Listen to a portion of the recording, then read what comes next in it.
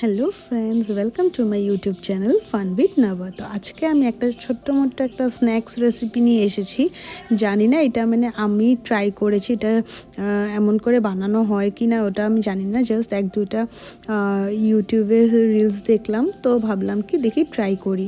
তো এটা পারফেক্টলি কোনো একটা রিলস থেকে দেখে বানানো হয়নি, দুই তিনটা স্ক্রল করতে করতে দেখে আমি আমার নিজের মাইন্ড থেকে আজকে একটা ট্রাই করলাম। তো দেখো, যেহেতু ঘরের মধ্যে বহুত কর্ন এনেছিল, তো কি করলাম, কর্নটাকে ফার্স্ট আমি বয়েল করলাম, প্রেশার কুকারে সিটি মেরে বয়েল করে। তো তারপরে ওটাতে টুথপিক ঢুকিয়ে দেখো, ঢুকাবার পরে এটাকে কেটেছি। বাট কি হচ্ছে, এটা ভালো করে বেরই হচ্ছে না, একটা দুটা বের হয়, তারপরে দেখি কি ভেঙে যায়। তো যেমন তেমন করে আমি কয়েকটা পিস বের করলাম, বেশি বের করিনি, বিকজ ফার্স্ট ট্রাই, জানি না কেমন হবে খেতে।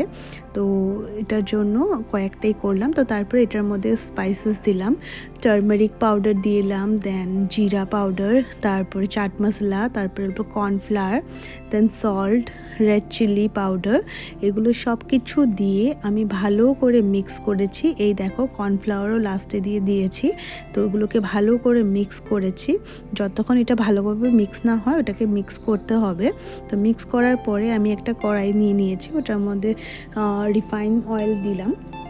আর ওই অয়েলটা গরম হওয়ার পরে ওটাকে ফ্রাই করলাম, যে কর্নগুলো আমি পিস স্টিকে নিয়েছি না, ওগুলোকে ভালো করে ডিপ ফ্রাই করা হলো। তো দেখো, ডিপ ফ্রাই করার পরে এটার উপরে একটু চাট মশলা দিয়ে এটাকে সার্ভ করে নিতে পারো। তো দেখো, ছোটো মোটো ঝটপটের রেসিপি একটা বানিয়েছি, আর আমিও ট্রাই করলাম দেওয়ার পরে। তো খারাপ লাগেনি, ভালোই লেগেছে খেতে। আর যদি তো ফ্রেন্ডস, আমি আমার ভিডিওটা এখানেই এন্ড করছি। আশা করি তোমাদের ভালো লেগেছে। যদি ভালো লেগে থাকে তো প্লিজ চ্যানেলটাকে লাইক, শেয়ার অ্যান্ড সাবস্ক্রাইব করে দিও। আর একটা কথা, যদি এই রেসিপিটা ট্রাই করো তো প্লিজ আমাকে কমেন্ট করো।